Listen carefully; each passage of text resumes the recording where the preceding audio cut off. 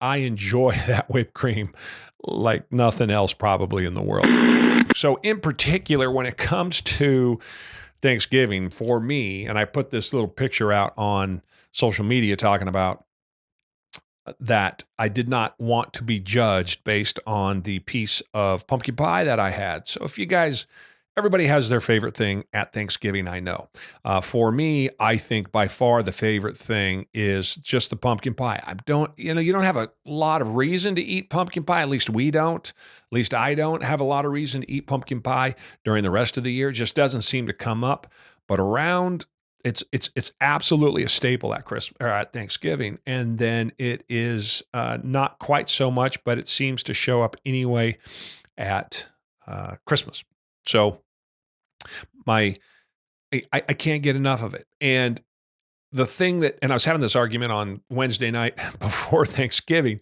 The thing about it is you can't put that canned Cool Whip, program on your pumpkin pie. That's sacrilegious. You just can't do it. If you're doing it right now, stop. Don't do it anymore. You have to quit.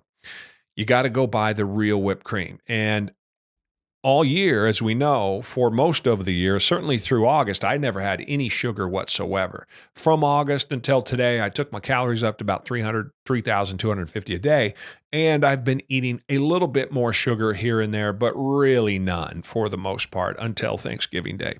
And then it was off the chain because this whipped cream is so good, and it's the whipped cream that comes in a milk carton, and you got to pour it into the mixer, and then you take what is a god-awful amount of sugar, and you pour that god-awful amount of sugar down in there. I'm not exactly sure what else happens. And then that mixer sits there, and it just mixes and mixes and mixes and mixes. It takes for freaking ever. But what comes out is such a masterpiece. Is so good that I would eat it straight if I was so inclined. And if I'm being honest, at the end of the second day, that is Friday afternoon after Thanksgiving, there was a little Tupperware thing in the refrigerator of about like this, not much bigger than 2-3 inches square and a couple of inches deep. And it had whipped cream. All of the pie was gone. So what in the hell else are you going to do with the whipped cream? I took it upon myself to suffer, to sacrifice, to take one for the team. I cracked that bad boy open. I got me that spoon, and I dug it. And I was able to, with my finger, after eating all of the whipped cream, as you hold that little, I don't know what it was, like I said, 2-3 inches by 2-3 inches by a couple of inches deep, and you hold it in your hand, the spoon, as we know, does not fit down into the corners. So it's no problem. That's what your finger, that's why I believe God gave me this finger, was to be able to reach down inside of that thing and scoop out all the little bit of remnants of that whipped cream so that then I could eat it. And I probably could have taken that piece of Tupperware at that moment, put it back into the cupboard, and no one would have been the wiser, but I'm not an animal.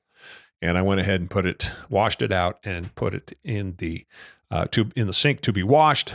And I'm telling you, that whipped cream is extraordinary. So to say that, or I should say that I enjoy that whipped cream like nothing else probably in the world. So to say that I had a little bit of whipped cream, it's no joke to say that I didn't. I had a little bit of pumpkin pie with my whipped cream, and then about 3.5 hours later, I had a little bit more pumpkin pie or with my whipped cream.